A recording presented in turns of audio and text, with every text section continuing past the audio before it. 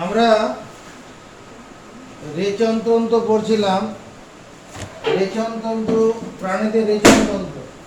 রেচনতন্ত্র সংজ্ঞাটা কি রে? রেচন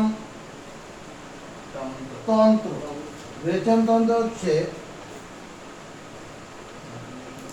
যে তন্ত্রের বিভিন্ন অঙ্গগুলির কার্যকারিতার ফলে কি হয়, দেহ থেকে নাইট্রোজেন গঠিত দূষিত পদার্থ দেহ থেকে বেরিয়ে যায়, তাকে রেচনতন্ত্র বলা হয়। রেচনতন্ত্র সংজ্ঞাটা এরকম: যে তন্ত্রের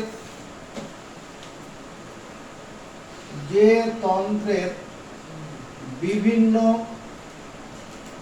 অঙ্গগুলির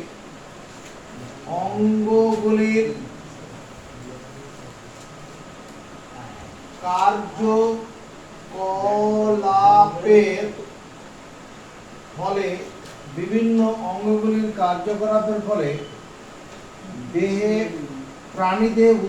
উন্নতশীল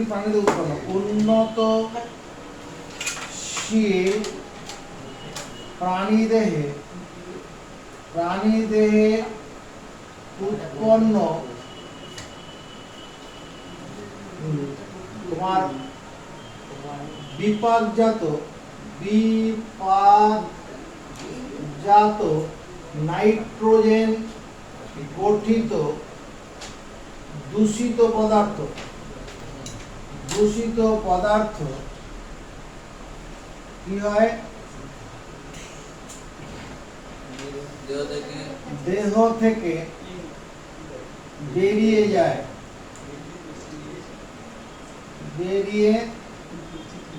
যায়, তাকে বলে রেচনতন্ত্র। যে তন্ত্রের বিভিন্ন অঙ্গগুলির কার্যকলাপের ফলে উন্নতশীল প্রাণীদেহে বিপাকজাত এখানে বিপাকজাত মানে অপচিতি বিপাকের ফলে উৎপন্ন, এই কথাটা বলে দাও। অপচিতি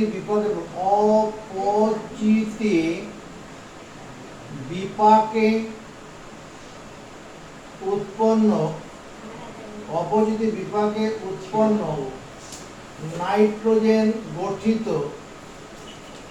দূষিত পদার্থ দেহ থেকে বেরিয়ে যায়, বা দেহ থেকে বেরিয়ে যায় না বের করে দেয়, বলো দেহ থেকে বের করে দেয়, তাকে বলে রেচনতন্ত্র। ব্যাপারটা বুঝলাম না।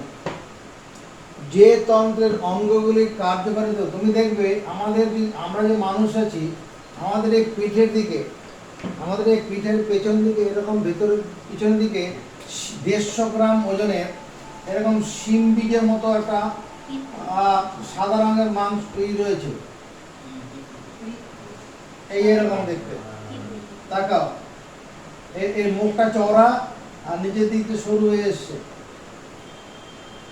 এটার নাম হচ্ছে কিডনি, বৃক্ক। এটা একটা রেচন অঙ্গ। আবার এদিকে আরেকটা আছে উল্টো দিকে,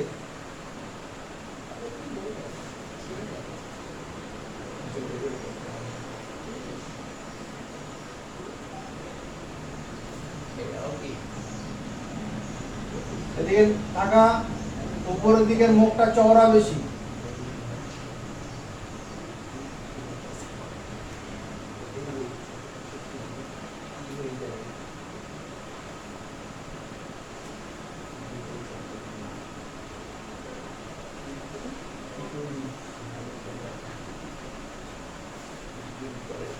তাহলে এই যে এই দুটোকে বৃক্ক বলে, এটা একটা রেচন অঙ্গ।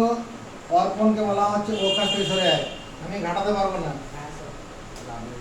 কথা বলা যাবে না এখানে। দুটো বৃক্ক আছে, রেচন অঙ্গ। আবার এরকম একটা মূত্রাশয় আছে,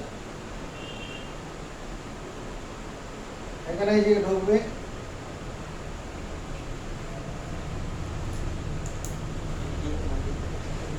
এটা মূত্রাশয়।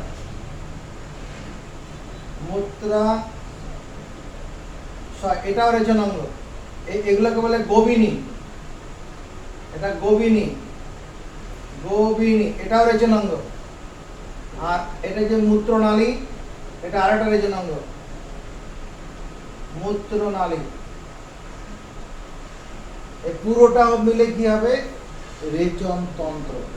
এই পুরোটার নাম হচ্ছে রেচন তন্ত্র। তাহলে রেচন তন্ত্রে কি কি আছে?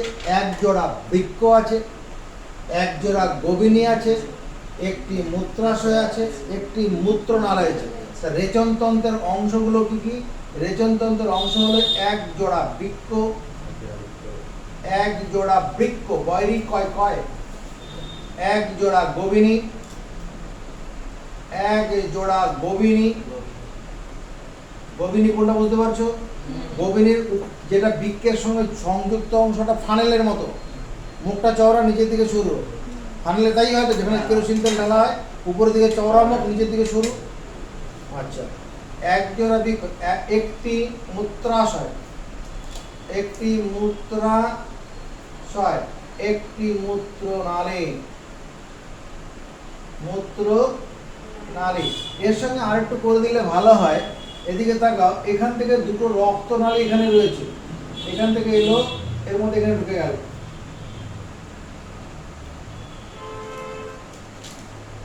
এখান থেকে আসবে, এইখানে চলে যাবে। নজর রাখো আগে কি করছে আমি।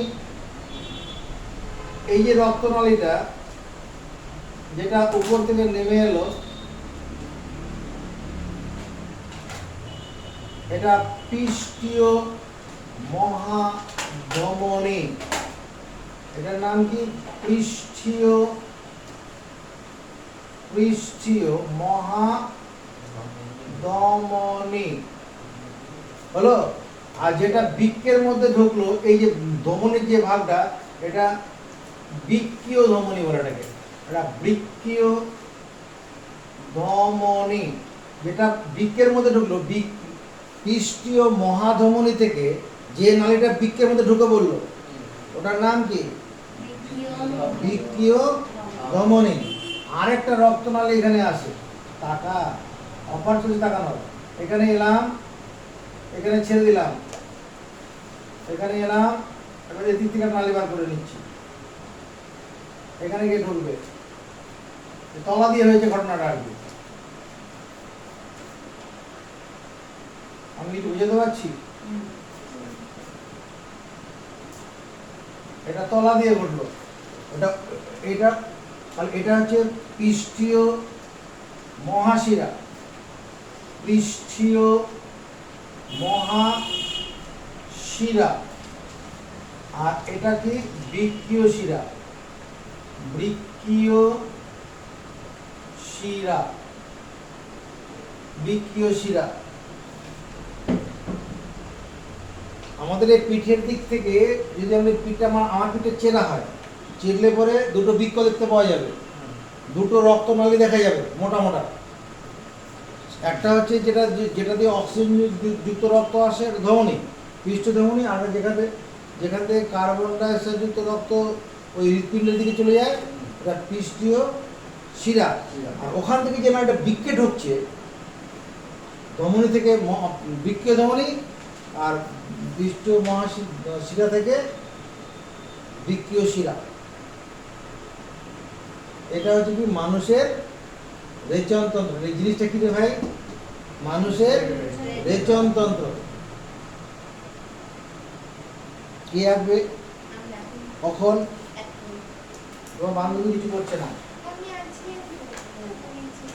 মানুষের রেচন তন্ত্র। তাহলে মানুষের রেচন তন্ত্রে কি কি রয়েছে? এক জোড়া বৃক্ক আছে, এক জোড়া গোবিনী আছে, একটি মূত্রাশয় আছে, একটি মূত্রনালী আছে।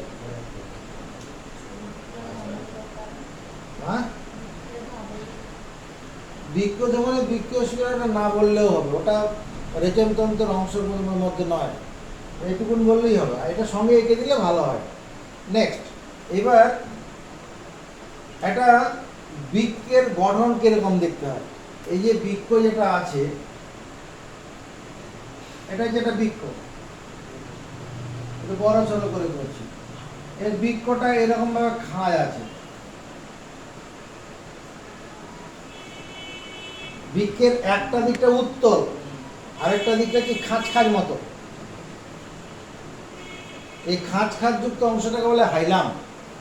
এই যেখানে যেখানে খাঁজ রয়েছে, মানে যেখান থেকে এই নালীগুলো বেরোবে আর কি, যেমন এখান থেকে বেরোচ্ছে কি এরকম বেরোবে। এটার নাম কি ভাই লোক? এটার নাম, এটা যে গোবিনী, গোবিনী বেরোলো।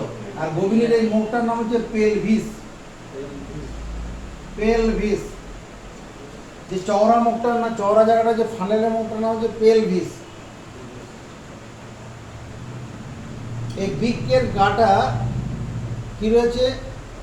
একটা পর্দা দ্বারা ঘেরা থাকে। হ্যাঁ, যেন ক্যাপসুল বলে, ক্যাপসুল। ক্যাপসুল নামক একটা পর্দা দিয়ে ঘেরা আছে বৃক্কর গাটা। এখন এই ছবিটা বেড়া, ওটা বন্ধ বেরোচ্ছে, পরে ভিডিও দেখে নেবে। বৃক্কের একটা বাইরের গাটা কি আছে? ক্যাপসুল নামক পর্দা দ্বারা আবৃত। এর একটি পৃষ্ঠ উত্তল। উত্তল মানে কি? এটা মানে এটা কিসের মতো, কড়াইটাকে উল্টে রাখলে যেমন হয় ওটা। আরেকটা দিকে অবতল, মানে অবতল মানে খাজ গর্ত মতো আছে। আর এই অবতল অংশটার নাম হচ্ছে হাইলাম। এই অংশটার নাম হচ্ছে হাইলাম। হাইলাম। এই হাইলামে কি থেকে কি হয়? তোমার গোবিনী বেরিয়েছে। হাইলাম থেকে কি বেরিয়েছে? আবার এই হাইলামের মধ্যে এই যে কি ঢুকেছে? তোমার বৃক্কীয় শিরা। বৃক্কীয় এটা ধমনী পর্ব। বৃক্কীয় ধমনী এখানে দিয়ে দিলাম, তার নিচ দিয়ে বৃক্কীয় শিরা।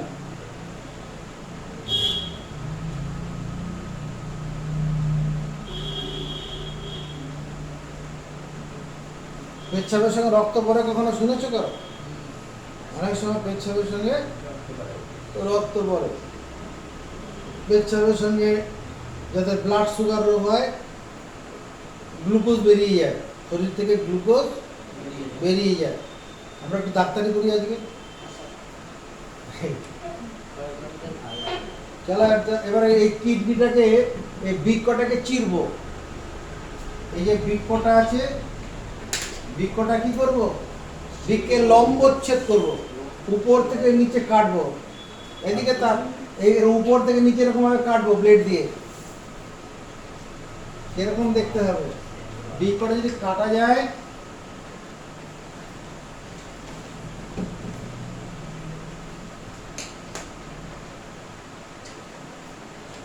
এরকম দেখতে হবে।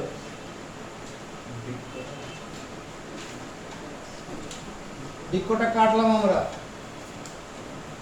ভেতরে অনেক কিছু হবে। এটুকুন করো আগে। এটা বৃক্কের লম্বচ্ছেদ করতে চলেছি।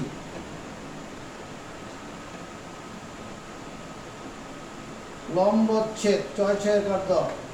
বৃক্ষের লম্বচ্ছেদ একটু বড় সড়ো করে করো, নাহলে সমস্যা হয়ে যাবে।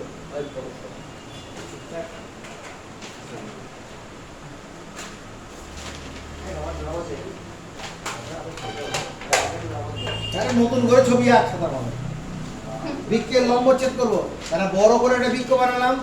এই বৃক্ষটা যখন তুমি এর উপর থেকে নিচে দিকে কাটবে, তখন একটা জিনিস দেখা যাবে। আমার দিকে লক্ষ্য রাখো।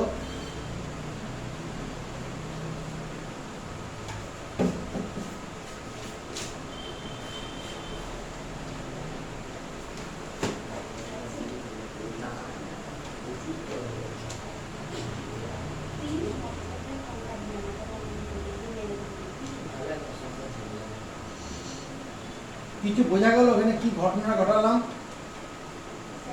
ঘটনাটা হলো, যদি তুমি দুটো স্তর ভাবো, এইটুকুনটাকে একটা স্তর ভাবো, এইটুকুনটা স্তর ভাবো। এই স্তরটা বেশি গাঢ়ত্ব, লাল হবে, গাঢ় লাল বর্ণের। দুটো স্তর বৃক্কের লম্বচ্ছেদ করলে পরে দুটো স্তর দেখা যাবে। বাইরের দিকে স্তরটাকে বলে কর্টেক্স, ভিতরের দিকে মেডেলা। কি এই কর্টেক্স অংশটা মেডেলা থেকে বেশি গাঢ়, লাল বর্ণের বেশি। এখানে দুটো স্তর আছে। এই স্তরটার নাম হচ্ছে কর্টেক্স।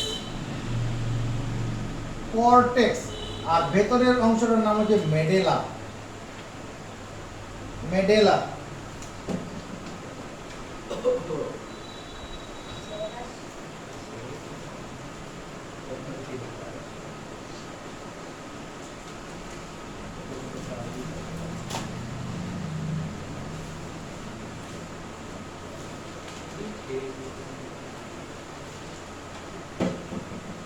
হয়ে গেছে। বৃক্কের লম্বচ্ছেদ যদি করা যায়, এর বাইরের আবরণটার নাম কি? যে বাইরে এখানে একটা কাজ করি, এদিকে টাকা টাকা অফার চলছে, এরকম ভাবে করে দিলাম। এটা করলে কি বোঝাচ্ছে? বোঝা যাচ্ছে যে এটা অর্ধেক খালি করা হলো। এরকম একটা দাগ দিয়ে দিলে কি বোঝা গেল? অর্ধেক খালি। এই যে বাইরের যে স্তরটা আছে, এটার নাম কি? ক্যাপসুল। ক্যাপসুল।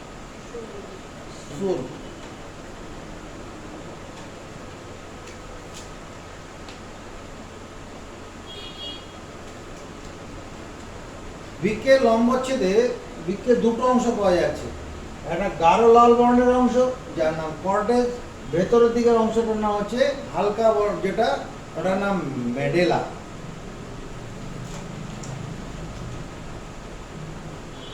ভালো করে দেখ কি করেছি। এইখানটা মোটা করেছি, এইখানে পাতলা করা আছে, এখানে পাতলা করা আছে। ঠিক আছে, পরে বাড়িতে দেখে নিন, বাবার বইগুলো দেখে নিতে হবে। এবার আমাদের এই বৃক্কের মধ্যে, একটা বৃক্কের মধ্যে 10 লক্ষ নেফ্রন আছে। বৃক্কের কাজ কি? এটা বৃক্কের কাজ হচ্ছে মূত্র উৎপন্ন করা, অর্থাৎ রক্ত থেকে দূষিত পদার্থযুক্ত জলীয় অংশটাকে আলাদা করে নেওয়া। মূত্র, এক কথা বলো, বৃক্কের কাজ হচ্ছে মূত্র উৎপাদন করা। আরে এই বাড়িটার কাজ কি? এই যে বাড়িটা করা আছে, কাজটা কি? কাজ আছে তো বাড়িটার কি কাজ? রোদ জল থেকে রক্ষা করা, বাইরের শত্রুর আক্রমণ থেকে রক্ষা করা, বিভিন্ন ক্ষতিকারক প্রাণীর থেকে আমাদেরকে বাঁচানো। সাপ ঢুকতে পারবে না। তাহলে এই কাজগুলো আসলে কে করে? এই যে বাইরের শত্রু আক্রমণ থেকে কেউ একটা বাইরে থেকে ঢিল মারলো, বাড়িটা রক্ষা করছে, বাড়ির মধ্যে আসলে কে রক্ষা করছে? বাড়ির মধ্যে ইটটা আছে, ইটটা রক্ষা করছে। প্রতিরক্ষার কাজটা আসলে কে করছে? এ ভাই লোক, প্রতিরক্ষার কাজটা কে করে? ইট করে। তাহলে ইটটা হচ্ছে বাড়ির গঠনগত একক, বাড়ির গঠন করতে লেগেছে। আবার বাড়িটার যে কাজ ইট করছে, ইট হচ্ছে বাড়ির কার্যগত একক। বাড়ির মধ্যে যে ইটটা আছে, এই প্লাস্টার না থাকলেও হতো, প্লাস্টার মধ্যে সৌন্দর্য বাড়ানো হয়েছে, একটু দীর্ঘদিন ধরে বাড়িটা থাকবে। প্লাস্টার না থাকলে, প্লাস্টার করা অবস্থা বাড়ি রেখে দিলে 50 বছর কিছু হবে না। আর প্লাস্টার করে যদি না এমনি রেখে দেওয়া হয়, 40-30 বছর পরে বা 20 বছর পরে নষ্ট হয়ে যাবে। এই তো ব্যাপার। তাহলে ইটগুলোর কাজ কি? বাইরের শত্রুর আক্রমণ থেকে বাইরের ভিতরের লোকগুলোকে রক্ষা করা, আবার বাড়িটা তৈরি করা, বাড়িটা গঠন করতে কাজে লাগানো। এরকম আমাদের দেহের মধ্যে প্রত্যেকটা নেফ্রনের মধ্যে, প্রতিটি বৃক্কে কি রয়েছে? 10 লক্ষ নেফ্রন আছে। নেফ্রন, 10 লক্ষ নেফ্রন। এই নেফ্রনগুলো কেমন দেখতে? ওই আকারে। এই নেফ্রনগুলো দেখতে হচ্ছে এইরকম, এইরকম। নেফ্রনগুলো দেখতে এইরকম, দৈর্ঘ্য 5 সেন্টিমিটারের মতো। কতটা দৈর্ঘ্য? 5 সেন্টিমিটার দৈর্ঘ্য। অর্থাৎ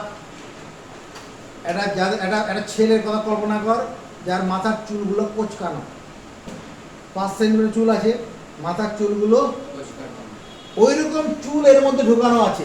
কতগুলো? 10 লক্ষ চুল ঢোকানো আছে। এক একটা বৃক্কের মধ্যে 10 লক্ষ মাথার চুল, এরকম সাইজের চুল 10 লক্ষ আছে।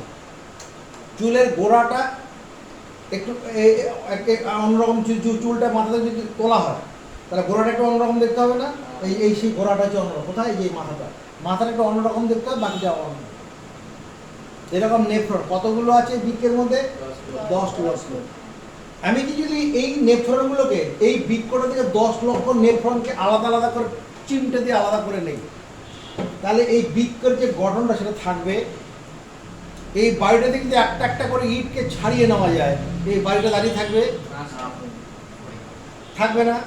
তাহলে বাড়ির গঠনের একক হচ্ছে ইট।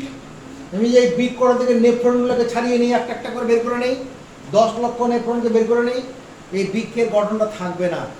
তাহলে নেফ্রন হচ্ছে বৃক্ষের গঠনগত একক।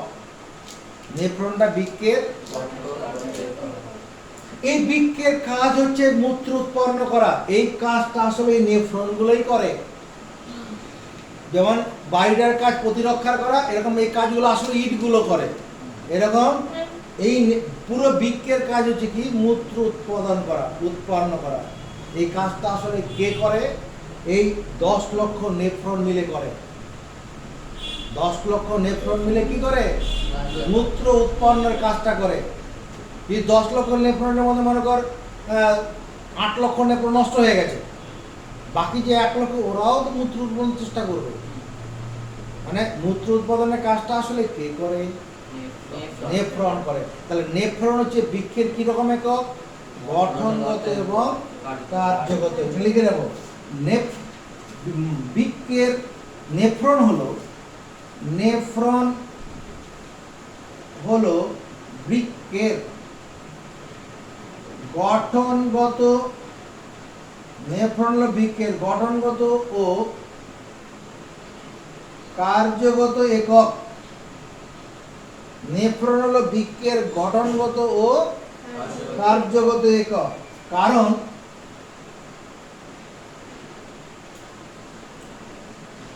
প্রতিটি বৃক্ষ 10 লক্ষ নেফ্রন দ্বারা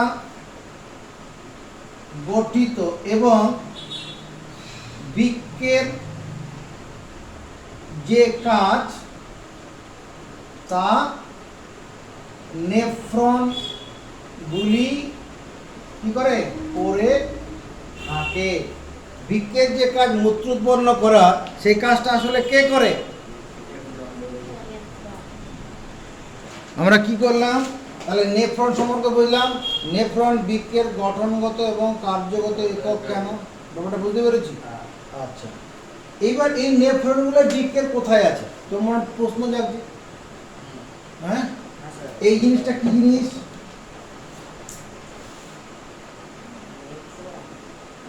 এটা কি জিনিস? বল না, পিরামিড। এটা কি জিনিস? এটা কি পিরামিড? কোথায় পাবো? পিরামিড। এটা মিশরে গেলে পাবো তো? তো আমাদের এই বৃক্ষের ভিতরে এরকম পিরামিড আছে, তবে এরকম নেই। আমার এই বৃক্ষের ভিতরে যে পিরামিডটা আছে, এটা এরকম দেখতে আছে, এরকম গম্বুজ টাইপের আছে। এটাকে বলে বৃক্ষীয় পিরামিড। আমাদের বৃক্ষের ভিতরে এরকম পিরামিড আছে। কতগুলো আছে? এক একটা বৃক্ষের মধ্যে 12 থেকে 10 থেকে 12টি আছে।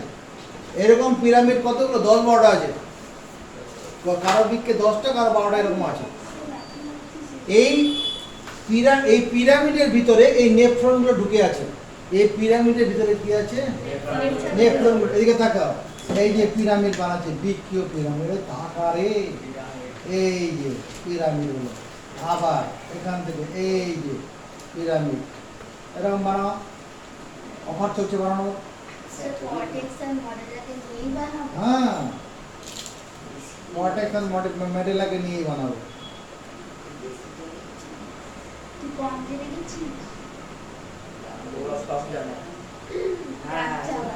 এইটা হয়ে গেল কি? বৃক্ষীয় পিরামিড। তাহলে এই যে গম্বুজের মতো করলাম, এগুলোর নাম কি? বৃক্ষীয় পিরামিড। বৃক্ষীয় পিরামিড। এক একটা বৃক্ষের মধ্যে 10 থেকে 12টা করে আছে।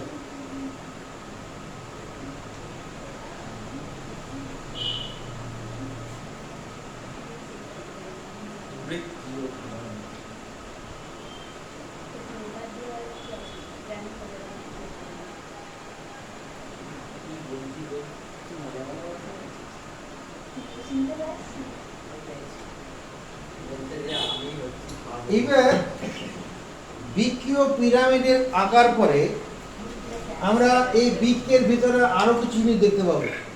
কি দেখতে পাবো? এখানে একটা নালী আছে, এরকম নালী আছে, এরকম এটা পেন্সিল দিয়ে মুছে দেবো, মুখগুলো পুছে দিলাম, তাকাও, এরকম একটা নালী চলে গেছে, এরকম নালী চলে গেছে।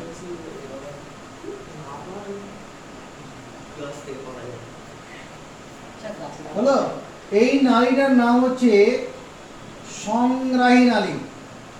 সংগ্রাহী নালী, সংগ্রাহী নালী। ওই পিরামিডের ভিতরে যে নালীটা ঢুকে গেছে তার নাম সংগ্রাহী নালী। আবার এদিকে এই তাকা, এদিকে এই যে সংগ্রাহী নালী বৃক্ষের ভিতরে ঢুকে গেল।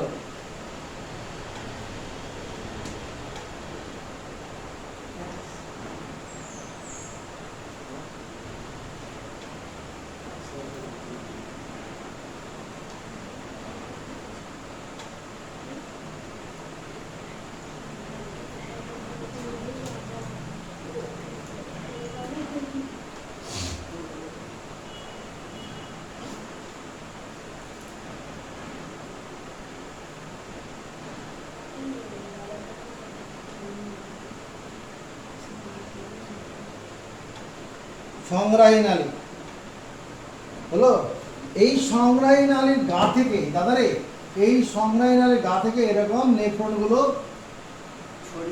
বেরিয়ে আছে, এর গা থেকে এরকম নেফ্রন গুলো বেরিয়ে আছে।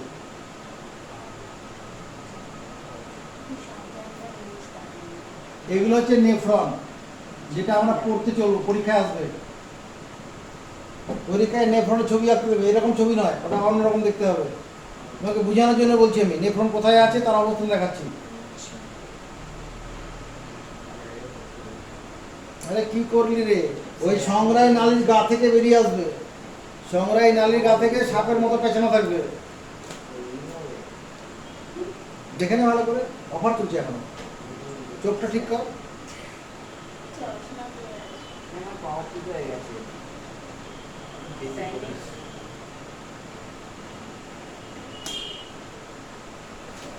এদিকে দেখা, তাকালে বোধহয় ভালো হতো রে। টাকা এখান থেকে এটা এলো, এখান থেকে এসে এলো, এখান থেকে এটা এসছে,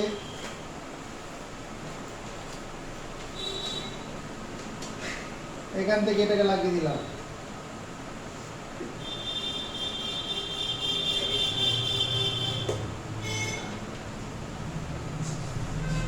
কিছু বোঝা গেল কি ঘটনাটা ঘটলো? কিছু ঘটনাটা বোঝা গেল, কিছু বোঝা গেল। অর্পণ কিছু বুঝলো কি ঘটনাটা ঘটলো? তিনটি বৃক্কীয় নালী থেকে এসে একটা নালী তৈরি হলো, তিনটি বৃক্কীয় নালী এসে একটা নালী তৈরি করলো, হলো। আবার এখান থেকে আবার তাকাও, এই এলো, এই থেমে গেল, এটা থেমে গেল। আবার এখান থেকে একে মিলালাম,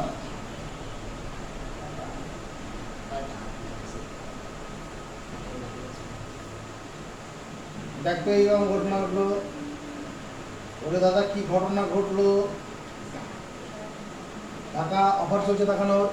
আবার তিনটে বৃক্কীয় নালী মিলে আরেকটা নালী তৈরি করলো, আরেকটা মোটা নালী হলো। হ্যাঁ, এটার সঙ্গে জুড়ে গেল।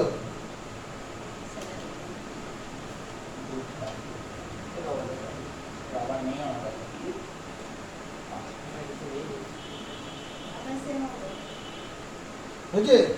আবার এখান থেকে সব ডাক্তারি পড়ানো হচ্ছে এখন। এই এই এটা ছোট, এবার এখান থেকে গিয়ে এটা জুড়ে যাবে। ভালো করে দেখো,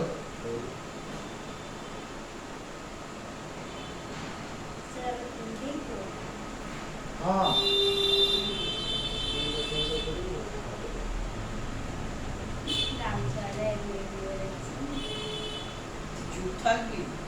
আমি এই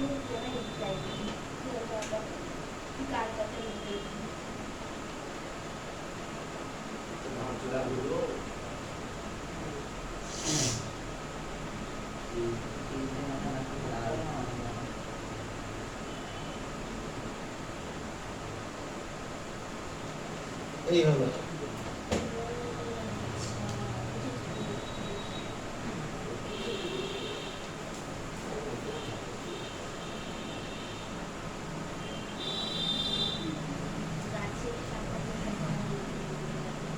এই যে শাখা প্রশাখাটা এখানে এসছে এই দিকটা এটার নাম হচ্ছে minor calyx. Minor calyx minor calyx. এই দুটো মাইনর ক্যালিক্স মিলে আবার কি করেছে, আরেকটা মোটা নালী তৈরি করেছে না, এটা মেজর ক্যালিক্স। মেজর ক্যালিক্স এখানেও তাই হবে, এই দুটোকে মিলিয়ে একটা করে দাও।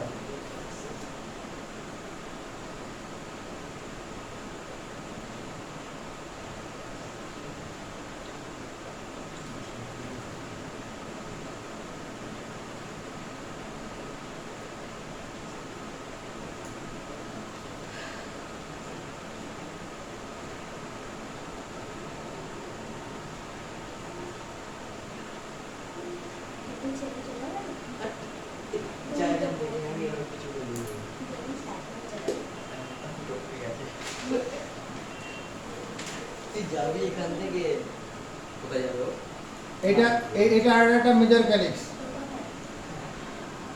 তাহলে মাইনর ক্যালিক্স দেখ, এগুলো হচ্ছে মাইনর ক্যালিক্স, এটা মাইনর ক্যালিক্স, আর এই মাইনর ক্যালিক্স মিলে এটা হচ্ছে মেজর ক্যালিক্স, এটা মেজর ক্যালিক্স। তারপরে এদিকে দেখো এখানে নেফ্রন মূত্র তৈরি করবে, তারপরে এই বৃক্ক নালী সংগ্রাহী নালীকে এখান দিয়ে আসবে, তারপরে এখান থেকে এখানে কি হবে, এখানে পেলভিস দিয়ে গভীরতে যাবে, গভীরের মধ্য দিয়ে মূত্রাশয় যাবে, মূত্রাশয় মূত্র জমা থাকবে, তারপরে শরীর থেকে বেরিয়ে যাবে। মূত্র তৈরি হয় এইখানটায়, এই নেফ্রনের মধ্যে। নেফ্রনের মতো তৈরি হলো, তারপরে এখান থেকে এটা সংগ্রাহী নালিকা দিয়ে সঞ্চয় হবে, জমা হয়ে এখান দিয়ে ড্রেন আর কি, ওটা সংগ্রাহী ড্রেন আর কি, ওই ড্রেন দিয়ে পরে হাইড্রেনে যাবে, হাইড্রেন থেকে তারপরে তোমার এবারে মানে গঙ্গাতে চলে যাবে, গঙ্গার পথে চলে যাবে, এটা গঙ্গায় চলে যাবে, তারপরে চলে যাবে সমুদ্রে চলে যাবে। কিন্তু পরীক্ষায় আমার যেটা আসবে, এই নেফ্রনের চিহ্নিত চিত্র আসবে, নেফ্রনের গঠন আসবে পরীক্ষায়। কি আসবে? নেফ্রন। এটা পরীক্ষায় আসতে পারে, নাও আসতে পারে, কিন্তু এটা ভিতরটা বোঝানোর জন্য আমার দরকার পড়লো, আসতেও পারে পরীক্ষায়। যেমন নেফ্রন কোথায় আছে তোর বুঝতে পারলি, এখন সংগ্রাহী নালী কোথায় ব্যাপারটা বুঝতে পারলি। এবার দেখো নেফ্রনটার পরীক্ষায় আসবে 100% গ্যারান্টেড কোশ্চেন, কি মানব বৃক্কের লম্বচ্ছেদের চিহ্নিত, মানব বৃক্কের নেফ্রনের চিহ্নিত চিত্র আঁকো, বা বৃক্কের গঠনগত এবং কার্যগত এককের চিহ্নিত চিত্র আঁকো। কি হবে? একটি নেফ্রনের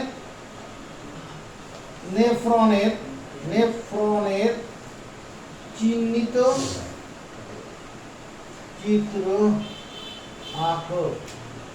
দাদারে নেফ্রন, এই যে নেফ্রন যেটা বলতে যাচ্ছে, এর দুটো অংশ আছে। নেফ্রনের দুটো অংশ। সাপের শরীরে কটা অংশ? দুটো, একটা মাথা, একটা লেজ, পুরো দেহকাণ্ড একটাই। এরকম নেফ্রনের দুটো অংশ আছে। একটা অংশ হচ্ছে ম্যালপিজিয়ান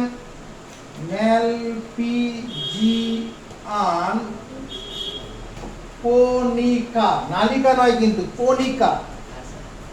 আরেকটা হচ্ছে বৃক্কীয় নালিকা। বৃক্কের নেফ্রনের দুটি অংশ। নেফ্রনের কটা অংশ? একটা ম্যালপিজিয়ান কোনিকা, আর একটা বৃক্ষীয় নালিকা। এই যে ম্যালপিজিয়ান কণিকা যেটা বলছি, এর আবার দুটি অংশ আছে দাদা রে। ম্যালপিজিয়ান কণিকার কটা অংশ? দুটি অংশ। একটা হচ্ছে Bowman capsule, Bowman capsule, Bowman capsule, আর একটা যে গ্লোমেরুলাস, গ্লোমেরুলাস, বাউম্যান ক্যাপসুল আর গ্লোমেরুলাস।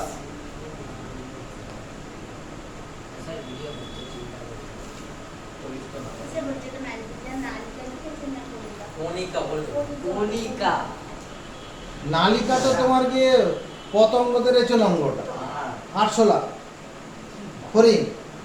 এটা ম্যালপিজিয়ান কণিকা, এর দুটো অংশ, বাউম্যান ক্যাপসুল, গ্লোমেরুলাস। আর বৃক্ষীয় নালিকা এর তিনটি অংশ আছে। বৃক্ষীয় নালিকার কটা অংশ? একটা নিকটবর্তী সংবর্ত নালিকা, নিকটবর্তী সংবর্ত নালিকা, হ্যানলির লুপ,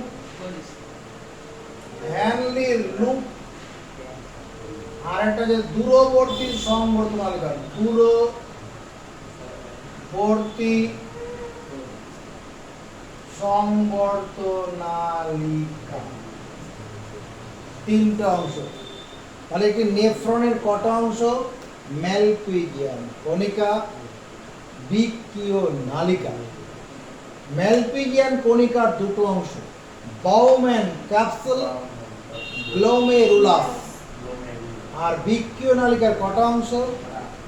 নিকটবর্তী সংবর্ত নালিকা, হ্যানলি লুপ, দূরবর্তী। তোমার কি জানার ইচ্ছা হচ্ছে না? স্যার এই বাউম্যান ক্যাপসুল কোনটা, গ্লোমেরুলাস বুঝতে পারছি না। এরকম প্রশ্ন মনে যাচ্ছে, কত বিশ্বাস যাচ্ছে? তাহলে দেখাতে হবে, জাগলে দেখাতে হবে।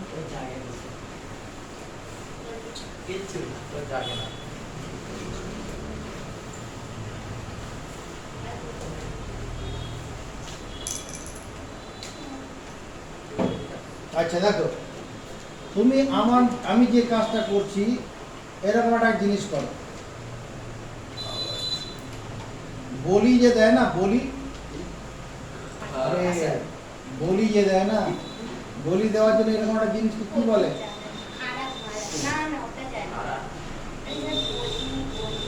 আর এখানে ছাগলের খাসি পাঠারটাকে মাথাটা এখানে ঢুকিয়ে দিয়ে কোপ মেরে দেয় না? হ্যাঁ, এইরকম যন্ত্রটা বানাও। এরকম করো, এইখানটা একটা ঘটির মতো দেখতে হবে। হ্যাঁ, এই মাঝখানে গর্তটা চড়া থাকবে, মুখটা তুলনামূলক একটু কম ফাঁকা থাকবে। এটা নজর, এটা তো নজর, ওগুলো বন্ধ হয়ে গেছে, ওগুলো সব ভিডিওতে রয়েছে।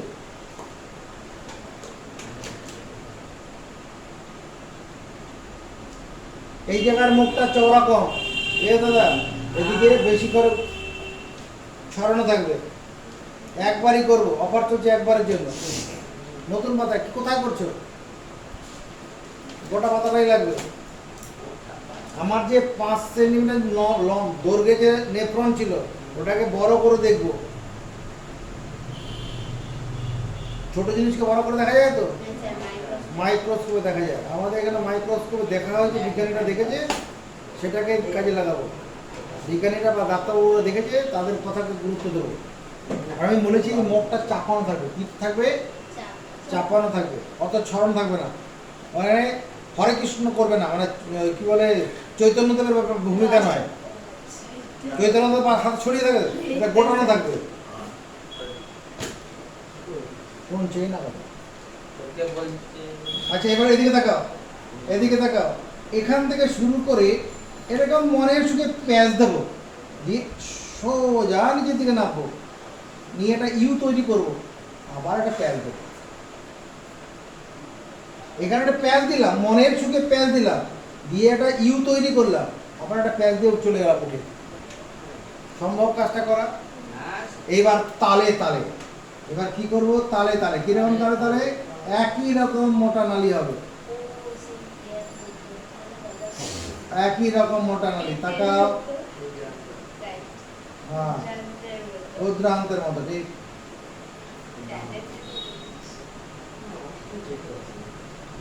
দীপেন্দুর পেট ব্যথা ঠিক হলো রে। এবার যখন ইউ আকৃতির অংশ যাবে, এদিকে তাকাও, যখন তখন সরু হয়ে যাবে।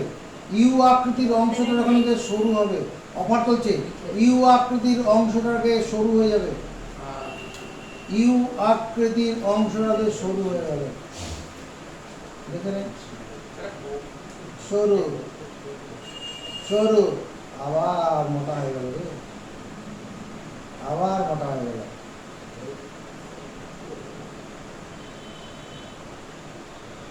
শুধু কি ইউ আকৃতির অংশের জায়গাটা সরু হবে, তুলনামূলক সরু হবে।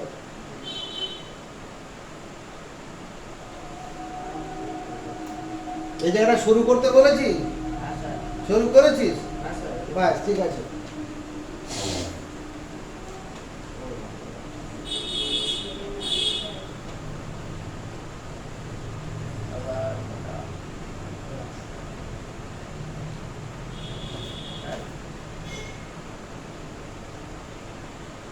এবার যে কাজটা করব, এই কাজটা নেফ্রনের অংশ নয়, তবু করব। এবার যে কাজটা করব, এটা নেফ্রনের অংশ নয়, তবু করব। এদিকে তাকাও, এই এই এই ডাল বেরোলো, ডাল বেরোলো, এদিকে গেল, এই গেল,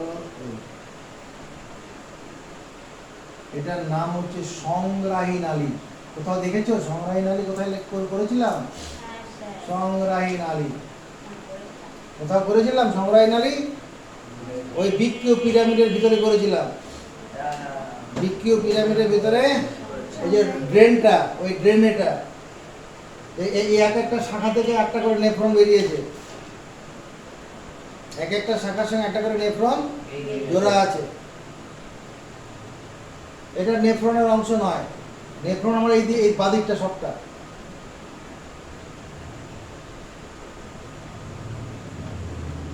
এবার দেখো, আমি যে এখানে নামগুলো লিখেছি, এর নামগুলোর এখানে কোনটার কি নাম? এই যে কাপের মতো যে অংশটা রয়েছে, এটার নাম বাউম্যান ক্যাপসুল, বাউম্যান ক্যাপসুল হলো। এই যে পেঁচানো অংশটা দাদারে, এই যে এখান থেকে এতটা, এই যে এইটুকুন পেঁচানো অংশটা, এইটুকুনের নাম হচ্ছে নিকটবর্তী, নিকটবর্তী সংবর্ত নালিকা। যেটা ইউ আকৃতির অংশ, এটার নাম বুদ্ধি করে কি বললে হবে? কার অবজেকশন আছে? হ্যানলির লোক, হ্যানলির লুক, হ্যানলির লোক। এবার এখান থেকে এই যে অংশটা, এখান থেকে এইটুকুনের নাম তাহলে অর্পণ বলেই দে,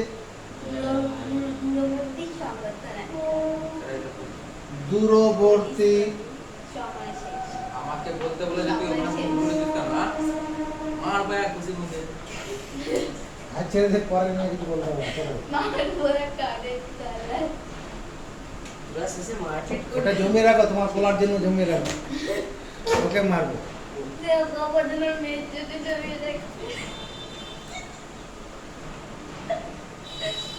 আচ্ছা, তাহলে কি হলো? এইটুকুনটা নিকটবর্তী সংবর্ত নালিকা, এটা হ্যানলির লোক, দূরবর্তী সংবর্ত নালিকা, আর এটা হচ্ছে সংগ্রাহী নালিকা। সংগ্রাহী নালিকা কোথাও দেখেছিস আজকে? তুই দেখা হয়েছিস কোথায়? বৃক্কীয় পিরামিডের কোথায় ছিল? কোথায় দেখা? বৃক্কীয় পিরামিডের ড্রেনটা, অনেকগুলো নেফ্রন যেখানে এই যে ঢুকেছে, হ্যাঁ ওটা। এবার এইখানটা হবে কি? গ্লোমেরুলাস। এইখানটা কি হবে? গ্লোমেরুলাস। গ্লোমেরুলাস হচ্ছে খুব সাবধান, এখানে গন্ডগোলটা হবে। এখানে তাকাও, এখান থেকে একটা রক্তনালী এখানে আসছে, মোটা মোটা নালী, পাকা পাকা, এটা সরু হয়ে চলে যাচ্ছে। দেখার বিষয়, এটা বোঝার ব্যাপার আছে। কি দেখতে পাচ্ছি? এখান থেকে একটা মোটা রক্তনালী ঢুকলো আর সরু হয়ে বেরোলো। এই গন্ডগোলটা নম্বর আছে। এই নালীর যে এটা যে ঢোকার রাস্তাটা কি হবে? মোটা। মোটা, আর বেরোয়াটাটা সরু। এই ঢোকারটার নাম হচ্ছে অন্তর্মুখী। অন্তর্মুখী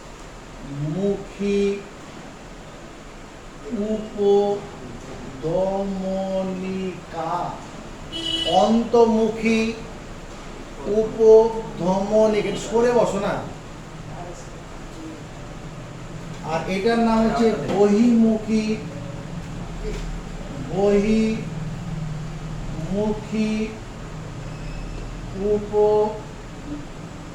উপধমনিকা। অন্তর্মুখী উপধমনিকা, বহির্মুখী উপধমনিকা।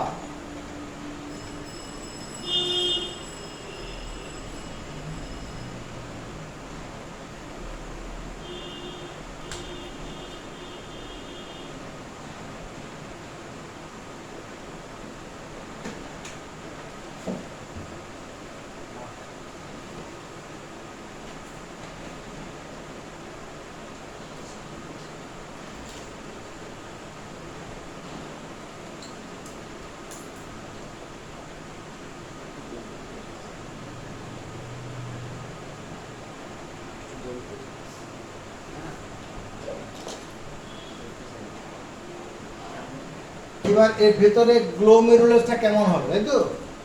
এখানে যে রক্তটা আসছিল, এটা প্রথমে দুভাগে ভাগ হলো। এই রক্তটা এখান দিয়ে এসেছিল, এটা দুভাগে ভাগ হলো। আবার কি হবে? যত এগোবে আবার দুভাগে ভাগ হচ্ছে, দেখ আবার এগোচ্ছে।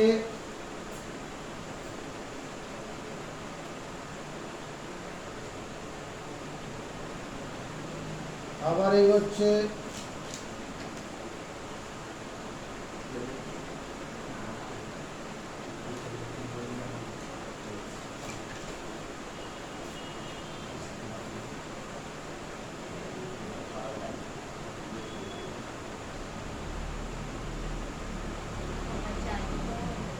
হ্যাঁ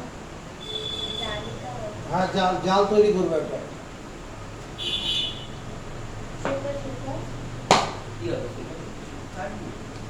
এরকম বরফি টাইপের করে দেবো।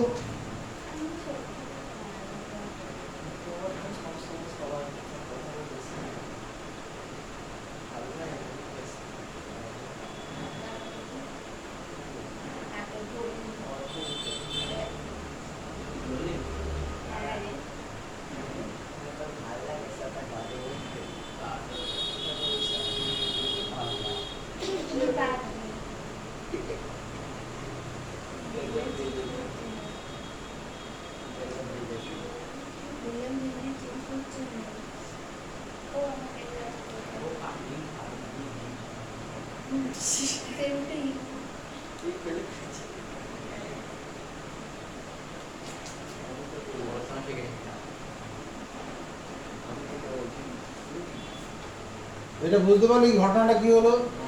এই যে রক্তটা যখন আসছে নিচে দিকে, তখন ভাগ হচ্ছে। ভাগ হচ্ছে না? আবার এখানেও কি হবে? এখানে যখন এদিকে যাচ্ছে, এখান থেকে এরকম সরু হয়ে যাবে।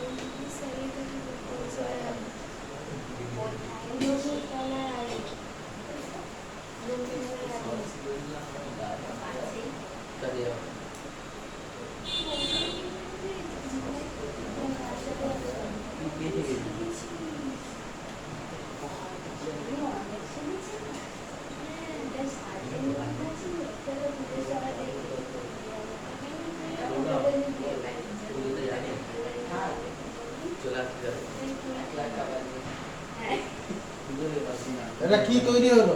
একটা রক্ত জালের কুণ্ডলী তৈরি হলো না? এটার নামই গ্লোমেরুলাস। গ্লোমেরুলাস।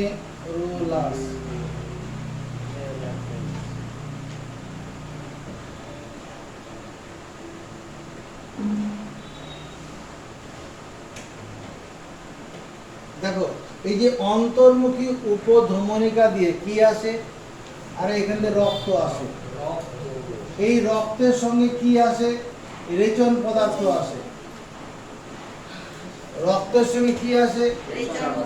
যখনই এটা এখান দিয়ে ঢুকলো, এই গ্লোমেরুলাসে যখনই এলো, রক্ত জালগুলো এমন ভাবে তৈরি করা আছে, রক্ত কোষগুলোকে এই এটা ছাঁকনির কাজ করে। এই যে বাউম্যান ক্যাপসুলটা, এটা ছাঁকনির ভূমিকা পালন করে। বাউম্যান ক্যাপসুলটা কি করে? ছাঁকনি। এখান দিয়ে শুধুমাত্র কি করে, তোমার জল, রেচন পদার্থ,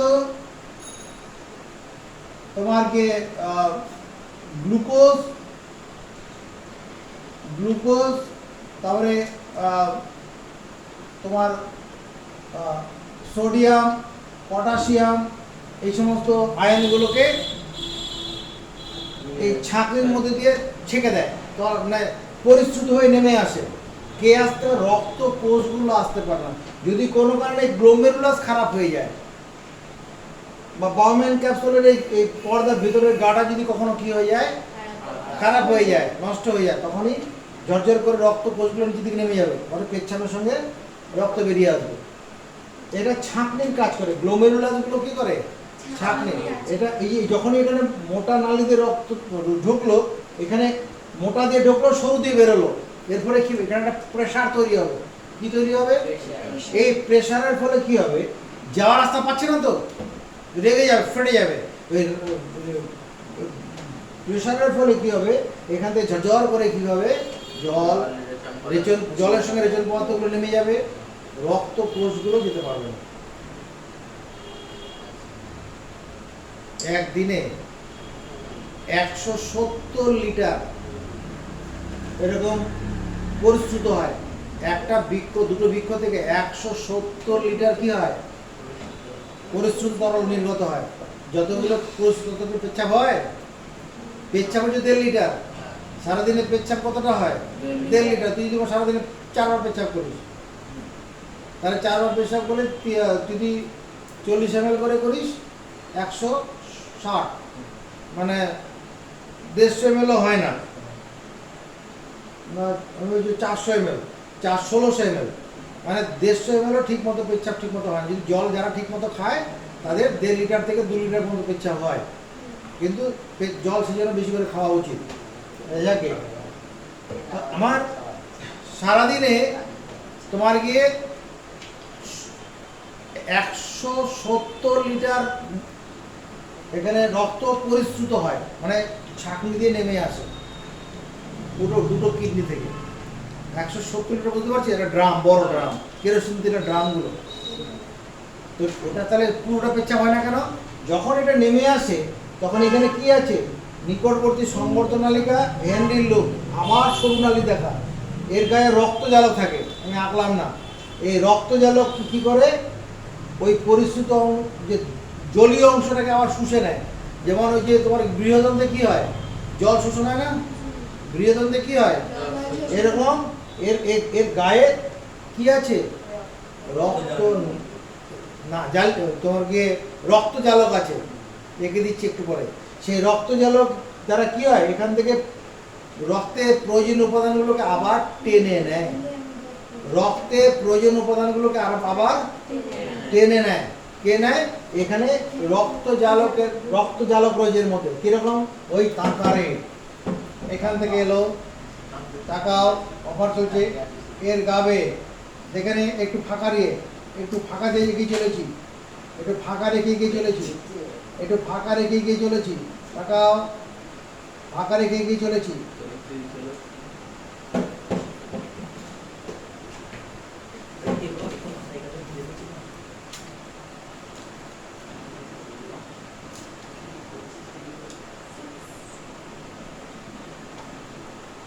আলাদা করে দেখো। আলাদা কালি থাকলে ভালো, সেটা দিয়ে করো।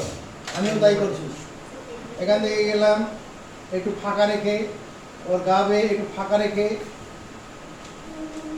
গা বেয়ে ফাঁকা রেখে চলো এগিয়ে যাই, যাই যাই যাই যাই যাই, এরকম উঠে গেলাম।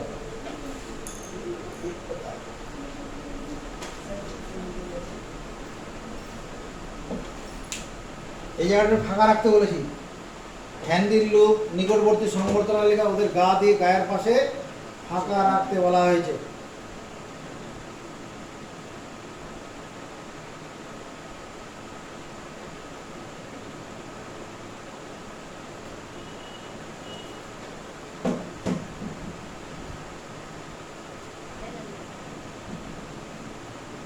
এবার টাকা এটুকুন হয়ে গেছে। অফার চলছে, দিকে তাকানো।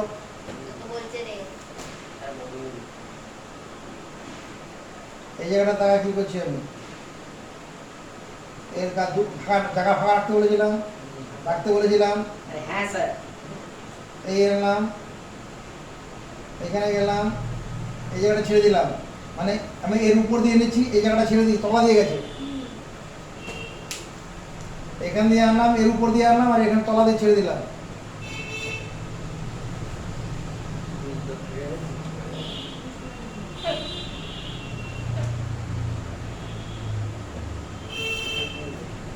বুঝছে? আবার টাকা এর গাবে এরকম উপর দিকে চলে গেলাম, এটা উপর দিয়ে ছিল তো, এবার এখানে ছেড়ে দেবো, ছেড়ে দিয়ে এর মাঝ পথ দিয়ে চলে এলাম, গিয়ে এখানে এর উপর দিয়ে, এর উপর দিয়ে, এর পাশে অফার চলছে, এখানে এলাম, এর তলা দিয়ে গিয়ে এখানে চলে গেল, আবার এখানে চলে যাচ্ছে উপর দিয়ে, এবার উপর দিয়ে যাবো, এটা তলা দিয়ে গেছে, এবার উপর দিয়ে এটা উঠে গেল, একই কাজ করে এগিয়ে চলেছি। এবার উপর দিয়ে বেরিয়ে আসবো, এবার তলা দিয়ে চলে যাচ্ছে, এখানে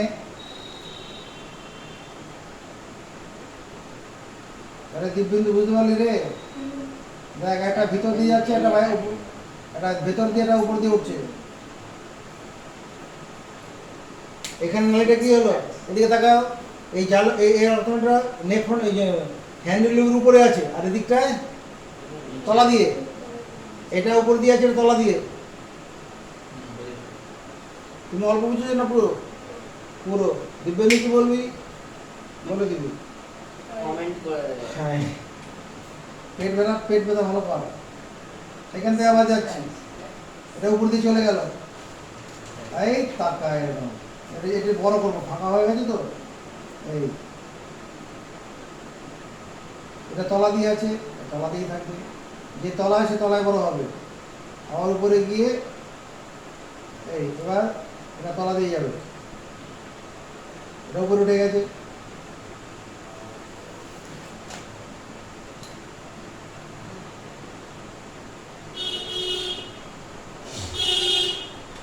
এটা ভেতর দিয়ে যাবে, এটা উপর দিয়ে এসছে তো, ওটা ভিতর দিয়ে যাবে, তলা দিয়ে যাবে।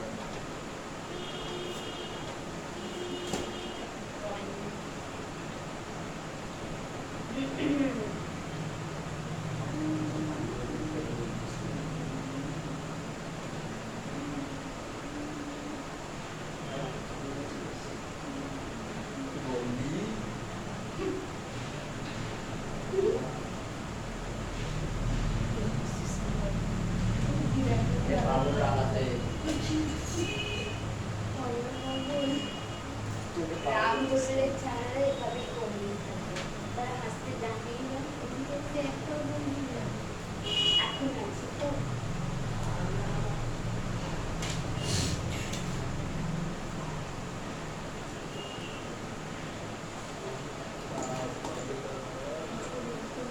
এদিকে তাকা, এইখান থেকে এসেছিল তো,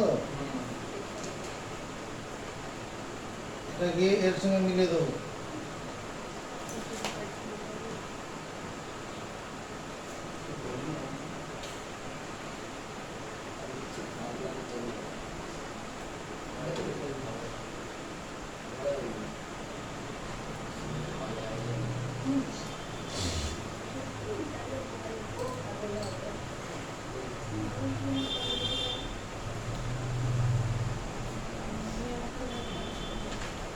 তাহলে কি ঘটনাটা ঘটলো? ওইটা হচ্ছে রক্ত জালক তৈরি হলো। এই রক্ত জালক কি করে, যে 170 লিটার রক্ত তরল পরিশ্রুত হয়েছিল, তার মধ্যে 170-এর মধ্যে 167-68.5 লিটার আবার জল শুষে নেবে। জল নেবে, খনিজ লবণ নেবে, আর কি গ্লুকোজটাকেও টেনে নেবে। শুধু রিচেল পদার্থ মানে কি, ওই ইউরিয়া, ইউরিক অ্যাসিড, অ্যামোনিয়া আর হচ্ছে জল, এই মিশ্রিত তরলটাকে এই সংগ্রাহী নালিকাতে পাঠিয়ে দেবে। এখান থেকে সংগ্রাহী নালিকাতে চলে যাবে। সংগ্রাহী নালিকাতে যাওয়ার পরে কি হবে, তারপরে মাইনর ক্যালিক্সে যাবে, মাইনর ক্যালিক্স থেকে মেজর ক্যালিক্সে যাবে, তারপরে পেলভিসে যাবে, গভিনী হয়ে মূত্রাশয়ে যাবে, মূত্রাশয়ে গিয়ে জমা থাকবে। যখন পেচ্ছাপ জমে যাবে বেশি করে, পেচ্ছাপের বেগ অনুভব হবে, তবে টয়লেট করতে যাবো স্যার।